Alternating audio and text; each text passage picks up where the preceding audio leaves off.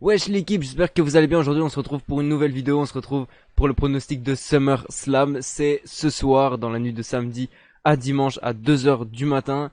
À mon avis le pré-show sera à 1h du mat sur la chaîne YouTube de la WWE. Donc soyez au rendez-vous. À mon avis dans le pré-show il y aura pas grand chose, mais bon c'est pas grave, on connaît, on met toujours le pré-show sur le côté. Et on fait quelque chose d'autre à côté parce que c'est pas possible de regarder le pré-show, c'est trop relou. À part des interviews, mais ça on a déjà pendant tout Raw, donc on s'en fout. Aujourd'hui on se retrouve du coup pour le pronostic de SummerSlam. SummerSlam qui est quand même un bon show, je vais pas vous mentir, même si j'ai vu des critiques comme de quoi, avec les main events qu'on a, il y a des gens qui se posent la question de est-ce que c'est vraiment SummerSlam ou est-ce que c'est Crown Jewel. J'avoue que bon, c'est pas faux, mais en vrai, j'aime beaucoup le show. Je trouve qu'on a pas mal de matchs, on a 10 matchs quand même qui sont annoncés, donc franchement, c'est vraiment bien. C'est rare parce que c'est qu'il y a certains shows où il y a très très peu de matchs. Je crois qu'il y en avait 6, je pense, à Extreme Rules, un truc dans ce genre. Donc franchement, ça fait plaisir d'en avoir 10, d'avoir enfin du contenu.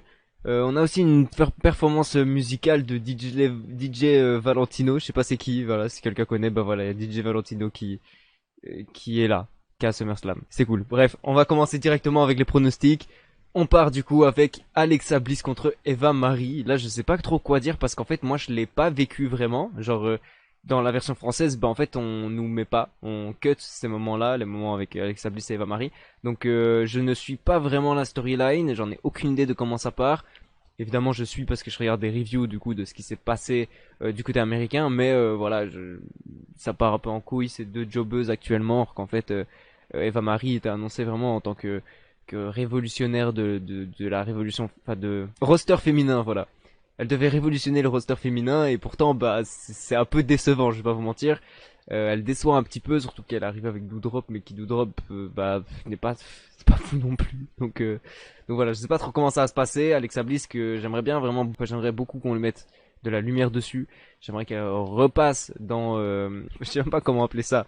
Mais bref, qu'elle ait une chance au titre enfin, qu'elle soit réellement dans ce game-là. Pareil que Liv Morgan qu'on ne voit pas du tout à SummerSlam, alors qu'elle a été incroyable à Money in the Bank.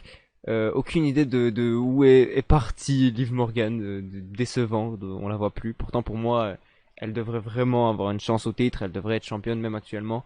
Et Alexa Bliss pareil, elle devrait être championne actuellement, mais bon voilà, on préfère faire des trucs bizarres avec sa poupée ou je sais pas quoi, donc bon.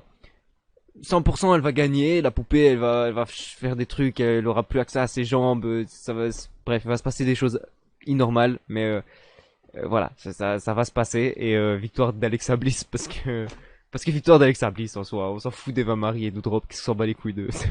Bon, deuxième match, on se retrouve avec les titres par équipe de Raw. On a RK Bro contre AJ Styles et Omos. Franchement déçu de la storyline. On savait qu'il allait avoir un gros face-off entre Randy Orton et Omos. On sentait que ça allait arriver, RK Bro, etc. On le savait, mais le fait qu'on nous l'amène comme ça, 2 semaines avant que ça arrive, qu'on nous fait genre que non en fait, bah, Randy Orton qui dit à Matt Riddle, qu'est-ce qui te fait penser que je veux encore faire une team avec toi? Il porte le suite RK Bro. Frère, porte un suite Randy Orton, alors porte pas un suite RK Bro si tu veux plus faire ça. Je comprends pas. Pour moi, la storyline, elle a vraiment pué la merde. Elle était nulle à chier. Le face-off qu'on devait avoir entre Randy Orton et Omos, bah, on l'a déjà eu lors de Raw, donc en soi, bah un peu baisé, mais bon, voilà. Euh, Franchement, je suis déçu de fou. J'espère que RK Bro vont gagner les titres parce que bon, c'est vrai que Matt Riddle, il est quand même hyper drôle et hyper fun, donc franchement, j'espère qu'il va pouvoir au moins tenir ce fameux titre avec Randy Orton et nous faire des blagues incroyables avec ça parce que je suis sûr qu'il va être trop fort s'il remporte. Et de toute façon, bah, Justice Omas, actuellement c'est un peu fade, donc bon, faisons changer les titres, c'est plus simple, c'est plus cool. Et on passe au troisième match. Troisième match, on a Drew McIntyre contre Jinder Mahal. On a Shanky et Veer, je crois.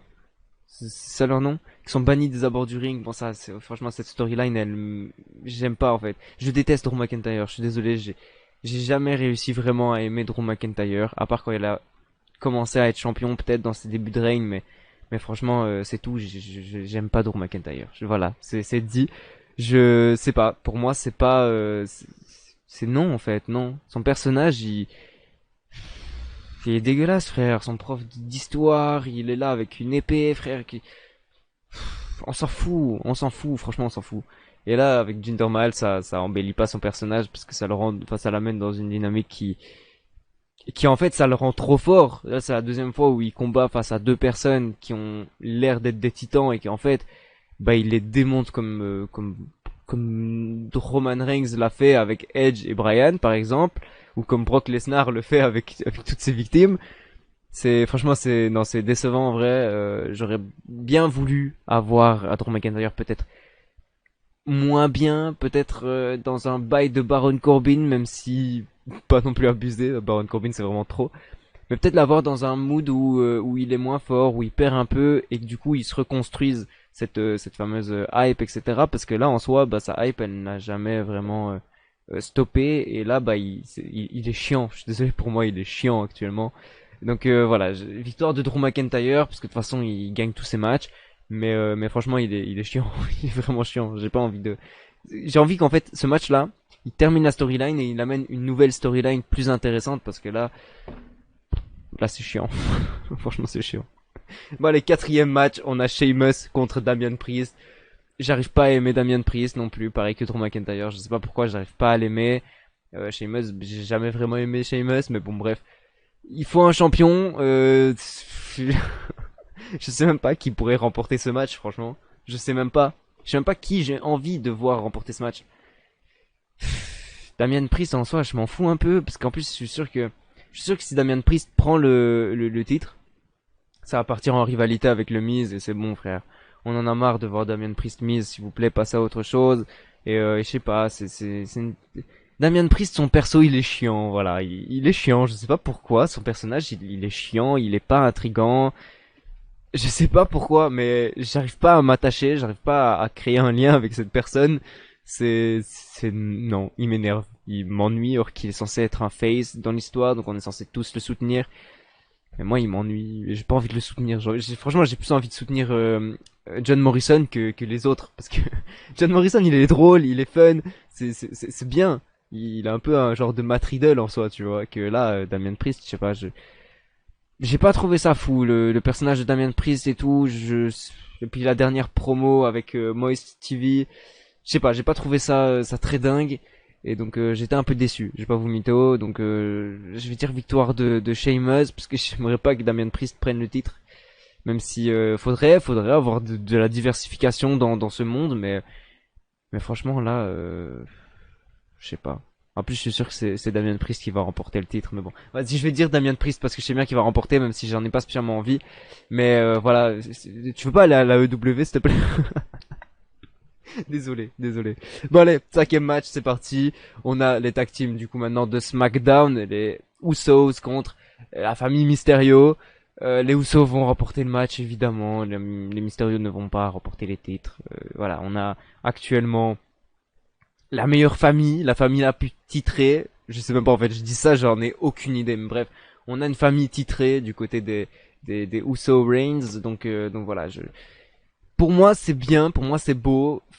Faut qu'on les voie plus et être plus intéressant parce que là actuellement je sens que il y a un peu un manque qu'on avait au début. Au début c'était à fond, c'était vraiment on nous bourrait la tête avec Reigns et là bah là c'est un peu passé inaperçu avec tous les bails de John Cena etc. Donc voilà, espérons que après tout ça la famille soit de retour, qu'on ait vraiment un nouveau bail de famille. Parce que, je sais pas vous mytho, que là, la storyline, elle commence à être un peu en pause, et c'est un peu chiant. Mais voilà, pour moi, victoire des Usos, y a pas à débattre sur ça, franchement. Sixième match, on a Edge contre Seth Rollins. Qui va remporter, franchement? En vrai, je crois que ça va être Edge qui va remporter, parce que du coup, ça fait amener une pop. Faut pas oublier non plus que, ben, le but, c'est de faire des ventes. Le but, c'est d'intéresser la foule, etc. Et donc, on va pas... Enfin, c'est pour ça qu'il y a des matchs de fou. C'est pour ça que c'est Crown Jewel. C'est parce qu'il faut vendre. Et donc, pour vendre, ben, amenons plein de grosses stars comme ça, tels que Edge, tels que Cena, tels que Goldberg, pour que les gens se disent putain c'est peut-être leur dernier match, peut-être qu'après ils vont dire je prends ma retraite et donc soyons là pour leur dernier match. Enfin, le but est de vendre tout simplement. Donc là, est-ce que ça serait pas bien de faire gagner Edge pour justement vendre, ça serait plutôt intéressant, même si bah je surkiffe Seth Rollins et j'aime pas voir Seth Rollins perdre, ça m'énerve. Mais voilà, si Edge remporte, ça va faire une grosse pop, ça va être cool. Donc Edge vainqueur de ce match. Septième match, on a Nikki ASH, parce qu'on peut pas l'appeler H, tout simplement, donc ASH, le Almost Super Hero, je sais pas quoi, championne actuelle de Raw, qui va perdre son titre. Qui va perdre son titre parce que pour moi il y a pas, c'est pas possible. Elle peut pas continuer, elle peut pas garder son titre là actuellement. C'est un rêve et c'est tout. Elle a vécu un petit rêve et maintenant c'est terminé. Maintenant il y aura plus de rêve. Maintenant le rêve c'est retour à la réalité tout simplement. Charlotte, est-ce que Charlotte pourrait remporter le match? Franchement je pense pas. Mais franchement.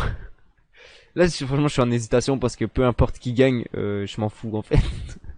Si c'est Nikki, ASH, ok c'est cool. Si c'est Rhea Ripley, ok c'est cool. Si c'est Charlotte, encore, mais bon, c'est un peu chiant. Franchement, j'ai pas envie que Charlotte remporte parce que si Charlotte remporte, elle devient la plus titrée de Raw. Bon, c'est un peu chiant quand même parce que là, actuellement, je crois qu'elle a égalité avec Sasha Banks, je pense.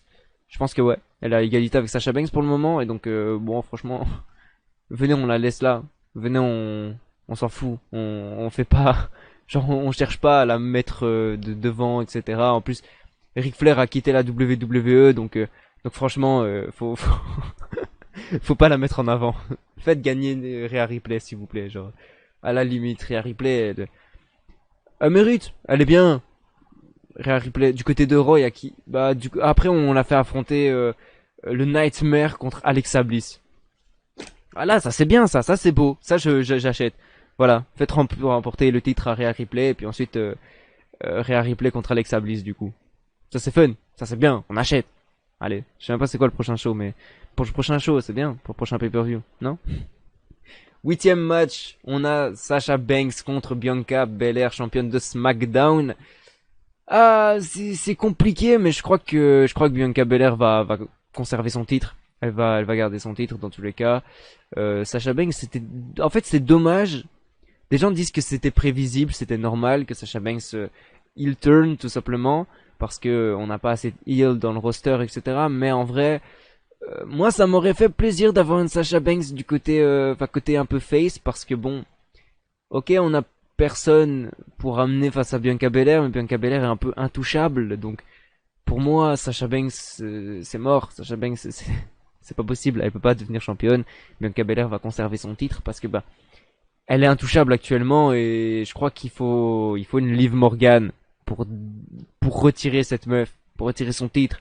Il faut le Liv Morgan que tout le monde pense, que tout le monde veut que Liv Morgan remporte. Mais en fait, c'est un peu chaud parce que Bianca Belair, vu que c'est une face et que Liv Morgan pourrait pas être vue comme une heel, elle devrait être vue plus comme une face parce qu'elle est trop aimée. Franchement, Liv Morgan elle est trop aimée.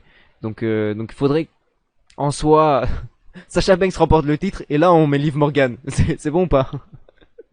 Non, en vrai, je crois pas. Je crois que Bianca Belair va conserver son titre dans tous les cas et qu'il y aura pas de Liv Morgan avant WrestleMania tout simplement. Bon allez, neuvième match, avant dernier match, on rentre dans les main events, dans les matchs les plus attendus. On a Bill Goldberg contre Bobby Lashley, j'avais oublié son prénom. Enfin son nom, son prénom, tout en fait, tout son nom, j'avais oublié. Contre Bobby Lashley tout simplement, là il nous faut un grand match. Évidemment, Goldberg, il va tout baiser dans tous les cas, à chaque fois, dans toutes mes reviews, à chaque fois, enfin toutes mes reviews, dans tous mes pronostics, j'ai toujours dit, allez, c'est peut-être le moment, peut-être que Goldberg va perdre cette fois-ci, peut-être qu'on va démentir le fait que Goldberg est trop fort à chaque fois. Et en fait non, non, il a déglingué Kevin Owens, il a déglingué le Fiend, il a déglingué tout le monde, il déglingue tout le monde. Il a déglingué Brock, non, putain, c'est qui? Est-ce qu'il a déglingué Braun Strowman? Je me demande s'il a déglingué Braun Strowman ou si en fait c'est inverse. Enfin bref, je sais plus. Bref, il bute tout le monde. À chaque fois, il bute tout le monde. Il va arriver 14 spears, c'est bon, 1, 2, 3, il a terminé. C'est le champion et puis au revoir. C'est bon. On a compris. Et non, il y aura pas de peut-être cette fois-ci Goldberg va perdre, peut-être. Non, c'est fini. Bobby Lashley va perdre son titre tout simplement. C'est un peu dommage, mais bon. De toute façon, on sait très bien que première défense de titre de Goldberg, ça sera perdu et il va retourner bien loin, tout simplement. Il va plus revenir avant Crown Jewel. Est-ce qu'il y a Crown Jewel cette année? Je sais pas. Mais oui, à mon avis. Ou alors il défendra son titre à Crown Jewel. Comme ça, ça match. Ça match, franchement, moi je valide. Je sais pas du coup, j'en ai aucune idée, mais non, à mon avis, le prochain pay-per-view, il perd son titre dans tous les cas. Peu importe contre qui, il va perdre. Voilà, tout simplement. Ça c'est sûr, mais bon. Goldberg va remporter le titre à SummerSlam. On arrive au match que j'attends le plus. Pour moi, c'est le meilleur match de SummerSlam. Oui, ce match était déjà bien lorsqu'il s'est fait à Raw. Ou c'était... Non, c'était pas à Raw, je crois que c'était à No Way Out. Non. C'était où? À Roadblock? À No Mercy? À No Mercy, je crois que c'était à No Mercy. C'est le fameux match Roman Reigns contre John Cena. On a déjà eu ce match qui était très joli, beaucoup de respect, etc. de la part de John Cena qui valide et qui dit voilà, bah, ok, oui, Roman, tu es très fort, tu es le futur de la WWE. Maintenant, bon, c'est joli, hein, mais c'est beau de mettre une fin à John Cena, n'est plus le visage de la WWE, et en plus, il est chiant, je suis désolé. Je vais encore agir, mais genre, je suis désolé, mais John Cena, il est chiant au micro. Roman Reigns a raison, il est chiant. Et la dernière promo, quand je parle de dernière promo, j'ai pas vu le SmackDown du samedi, donc du vendredi du show américain, mais le samedi français. Je l'ai pas vu, donc je sais pas si c'est encore passé des choses à SmackDown aujourd'hui. Mais en tout cas, je suis désolé, mais le SmackDown de la semaine dernière, oh, John Cena, il est chiant. Roman, il est là, il dit rien. Et il laisse John Cena. Et John Cena, on dirait, il est là, il perd ses moyens. Il est là en mode, qu'est-ce que je peux faire pour le faire réagir, s'il vous plaît? Donnez-moi des techniques. Qu'est-ce que je pourrais dire pour le faire réagir? Dino Bros. Ah, ça marche pas. Euh, euh... Pourquoi tu bégayes, mon ref? Pourquoi tu bégayes? Qu'est-ce qui se passe? Arrête. Et en fait, je l'ai vraiment vu comme ça. Je l'ai vraiment vu en mode, John Cena essayait d'attirer l'attention de Reigns et Reigns en avait rien à foutre. Il disait ouais vas-y fais ton speech, fais ce que tu veux. Je m'en fous, j'en ai rien à foutre de ce que tu me racontes. Et je l'ai vraiment vu comme ça parce que lorsque tu vois la performance de Reigns au micro, c'est des masterclass pour moi. Roman Reigns est trop fort au micro, c'est vraiment meilleur que Riddle. Franchement c'est incroyable. Mais John Cena, ah ouais il est chiant. Ah heureusement que c'est John Cena parce que franchement si ça aurait été pas été John Cena, ah ça, je crois que ça aurait pas passé envers le public, hein. Enfin quoique, le public il kiffe toujours Drew McIntyre que moi j'arrive pas à l'aimer, mais franchement je sais pas. Là John Cena je l'ai trouvé fade dans ses promos. Pourquoi t'es nul comme ça? Je sais pas. J'ai pas trouvé ça ouf. J'ai vraiment pas trouvé ça ouf. Donc bon, pour moi victoire de Roman Reigns dans tous les cas parce que si John Cena il remporte, ok c'est cool, John Cena devient l'homme le plus titré, il remplace Ric Flair qui a quitté la compagnie, donc ça serait peut-être possible de mettre du coup le meilleur champion, le mec le plus titré c'est John Cena et c'est plus John Cena aka non, et Ric Flair en soi. Voilà, ça serait cool, ça serait bien pour la WWE d'avoir le grand champion, le plus titré, c'est John Cena. Maintenant, là franchement si on fait remporter le titre à John Cena, c'est nul, c'est vraiment nul. Genre après ça veut dire match retour en pay-per-view, Roman Reigns récupère son titre. Pourquoi? Venez, on laisse Roman Reigns faire sa route. Venez, il remplace le nombre de jours conservés de Brock Lesnar. Ça devient le mec qui a détenu le titre universel le plus longtemps. Venez, on fait de Roman Reigns le mec qui a eu le plus de titres universels, le meilleur champion universel. Et c'est tout. Venez, on le laisse tranquille. Parce que c'est bon, genre... Déjà, ce qui est bien, c'est qu'on a retiré ce bail de, à l'époque, quand il arrivait, enfin quand il a été champion universel, il a été champion universel avec le Shield. Donc à chaque fois il y avait des matchs 3 contre 3 et c'était pas des matchs solo, des matchs où il défend son titre. Là actuellement il s'est allié des Usos, donc on pourrait refaire des matchs 3 contre 3, ce qui se fait pas, enfin ce qui se fait en dark match, mais ça on s'en fout les dark match. Mais en soi, ça se fait pas. On n'a pas des pay-per-view de 3 contre 3. Donc ça fait plaisir. On a Roman Reigns qui met en avant le titre universel. Et pour moi, c'est le meilleur champion universel rien que pour ça, tout simplement. Mais voilà, le faire perdre son titre, ça serait totalement con. Ça serait vraiment bête, même si bon, ça ferait une grosse pop. Ça serait John Cena, vraiment. Mais franchement, si vous faites ça, vous niquez le futur visage de la WWE qui est Roman Reigns, en fait. Pour moi, la seule personne qui a les épaules pour porter cette industrie à la suite de John Cena, c'est Roman Reigns. Et il y a personne d'autre qui pourrait le faire mieux que lui, en fait. Même en tant que heel, le mec est toujours aussi fort, il est toujours aussi présent. Même s'il y a des gens qui le détestaient à l'époque parce que, voilà, il y a trop d'opportunités, etc. Enfin, tu vois, mais en soi, on peut pas le nier, Roman Reigns est très très fort et Roman Reigns est la meilleure personne qui peut y arriver actuellement à la WWE. Franchement, si Roman Reigns part à la WWE, c'est terminé. Là, ils sont morts. C'est terminé de fou.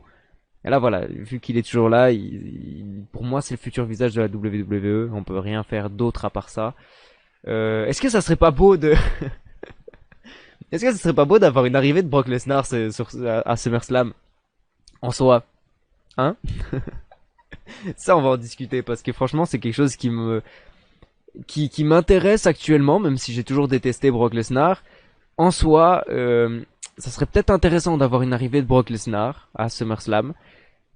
Du côté universel, peut-être pas, parce que ça risque d'être un peu chiant, parce qu'il y a Paul Heyman, etc. de ce côté, enfin qui est maintenant du côté de Roman. Donc, ça serait un peu chiant. Mais si on partait de l'autre côté, du côté du titre de WWE, est-ce que ça serait pas bien d'avoir Goldberg qui remporte le titre et avoir du coup au prochain pay-per-view Brock Lesnar contre Goldberg? Est-ce que ça serait pas intéressant en soi? Après évidemment Brock Lesnar va encore nous faire chier parce qu'après il va conserver le titre et il va venir 3 fois par an. Donc évidemment ça va être un peu chiant, mais est-ce que ce serait pas cool d'avoir un petit retour de la Beast comme ça, histoire d'avoir vraiment une personne impossible à choper et avoir une petite tête comme ça qui monte, telle que peut-être Finn Balor, qui arrive et qui du coup arrive à remplacer Seth Rollins, qui était le Beast Slayer. Est-ce qu'on pourrait pas avoir une petite répétition de ça, avec des nouveaux, avec Finn Balor potentiellement, avec pourquoi pas Keith Lee, pourquoi pas des nouvelles têtes en fait. Pourquoi pas avoir cette arrivée, ça serait plutôt intéressant, ça serait plutôt cool. Maintenant, bon, ça reste Brock Lesnar, ça reste la personne la plus haïe de la WWE en soi. Donc voilà, on est à Las Vegas, est-ce qu'il y aura un retour de CM Punk? J'y crois pas pour moi et je suis désolé mais j'ai pas été de l'ère CM Punk. Donc je m'en fous de CM Punk en soi, je m'en fous un peu. Qu'il soit là ou qu'il soit pas là, pour moi c'est une personne lambda. Après, si on parle d'un petit retour peut-être de Jon Moxley, bon... non, de toute façon, c'est impossible, ça ne se fera pas. Mais franchement, je serais plus hypé par un retour de Moxley que d'un retour de CM Punk en soi, parce que je suis pas vraiment l'air CM Punk et j'ai jamais vraiment aimé CM Punk en soi. Donc voilà. Maintenant, bon, le show s'annonce vraiment bien, on peut pas se mentir sur ça.